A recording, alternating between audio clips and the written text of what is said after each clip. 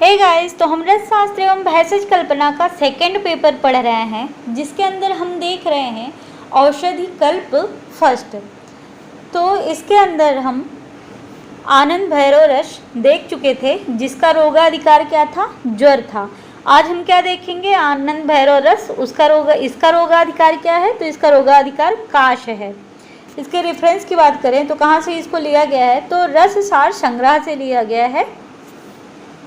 अब इसके इंग्रेडिएंट की बात करते हैं तो इसके अंदर क्या क्या पाया जाता है? वत्सनाभ, हिंगुल, टंकड़, पारद, गंधक, पिपली, मरीच और सुंठी।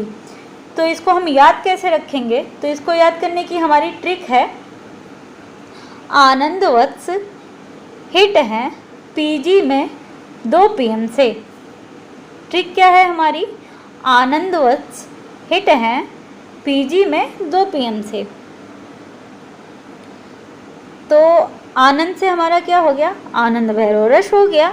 और वत्स से हमारा वत्सनाभ हो गया। ही से हमारा क्या हो गया? हिंगुल हो गया। और टा से हमारा क्या हो गया? टंकड़ हो गया। पी से हमारा क्या हो गया? पारद हो गया, शुद्ध पारद हो गया। और जी से हमारा क्या हो गया? शुद्ध गंधक हो गया। 2P से हमारा क्या हो गया? पी से हमारा क्या हो गया? पिपली। 2 से क्या हो गया? इसका हमें 2 पार्ट लेना है, बाकी जितने भी हैं उनका 1-1 पार्ट लेना है, 1-1 तोला लेना है। लेकिन जो पिपली है उसे हमें कितना लेना है? तो पिपली को हमें 2 तोला लेना है, इसीलिए 2P।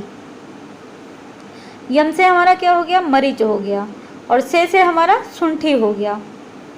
तो हमारी ट्रिक क्या है? आनंद वत्स हिट है पीजी में 2 PM से। इसके भावना द्रव की बात करें तो इसको हमें किससे भावना देनी है? तो भृंगराज स्वरस से और बिजोरा नींबू से इसके भावना देनी है।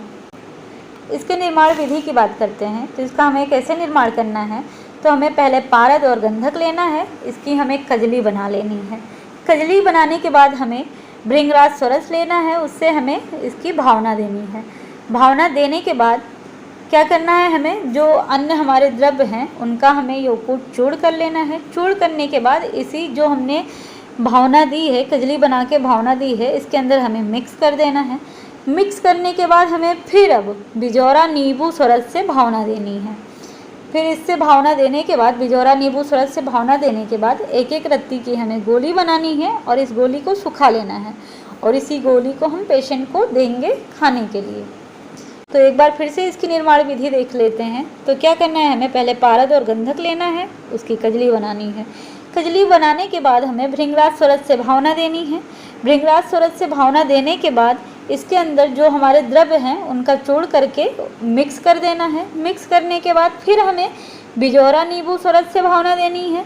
फिर इसके बाद में भावना देने के बाद 1-1 रत्ती की हमें गोली बनानी है। गोली बना के हमें इसको सुखा लेना है और इसी को हमें पेशेंट को देना है। मात्रा की बात करें तो 1-1 गोली हमें देनी है, मतलब 1-1 रत्ती हमें पेशेंट को देनी है। प्रयोग की बात करें तो इसका प्रयोग कहाँ करेंगे? तो कफज विकार हो गया, जैसे COPD हो गया, ब्रोंकाइटिस हो गया, उसमें हम देंगे। GIT डिसऑर्डर जैसे अग्निमंद हो गया, जीर्ण हो गया, ना हो गया, वहाँ पे देंगे। कफज कास हो गया, मतलब कि प्रोडक्टिव कफ जो होता है वहाँ पे हम इसका यूज़ कर सकते हैं। कंट्राइंडिकेशन की बात करें तो हमें कहाँ कहाँ नहीं देना है। अगर किसी पेशेंट को ड्राई कफ है तो उसमें हमें आनंद भैरव रस का यूज नहीं करना है, जो काश वाला है उसका यूज नहीं करना है। अगर किसी को पित्तज कास है या फिर वातज कास है तो उसमें नहीं करना है। अधर्व वेद है या फिर सिरसूल है तो उसमें हमें इसका प्रयोग नहीं करना है। इसके गुण की बात करें तो इसके सेवन से खांसी, श्वास, अतिसार, ग्रहणी, सन्निपात, अपस्मार, वात रोग हो गया, प्रमेह, अजीर्ण, अग्निमांद, ये सब रोग नष्ट हो जाते हैं। अनुपान की बात करें तो इसका अनुपान क्या होता है? तो अदरक शरस हो गया, मधु हो गया, कुटज की छाल का क्वाथ हो गया, जल हो गया, अनार के शरबत के साथ हम इसका प्रयोग कर सकते हैं। काल मर्यादा की बात करें तो 2 से 4 मंथ तक इसका हम यूज़ कर सकते हैं। सेवन काल की बात करें तो हमें वही सुबह शाम इसका हमें सेवन करना है और प्रागभक्त या फिर अधोभक्त करना है। अब इसके फार्माकोलॉजिकल प्रॉपर्टी की बात करें तो इसका वर्ण कैसा होता है, तो रक्त वर्ण का, मतलब लाल वर्ण का होता है। रस इसका कटु होता है, वीर इसका उष्ण होता है, गुण इसका लघु होता है और विपाक इसका कटु होता है। साइड इफ़ेक्ट की बात करें तो इसके अंदर क्या होता है, हैवी मेटल होता है, इसीलिए हमें सेल्फ मेडिकेशन नहीं करना है क्योंकि ये हमारे लिए डेंजरस साबित हो सकता है। अगर कोई इसका ओवरडोज करता है तो उसके अंदर सीवियर पॉइजनस इफ़ेक्ट देखने को मिलेगा।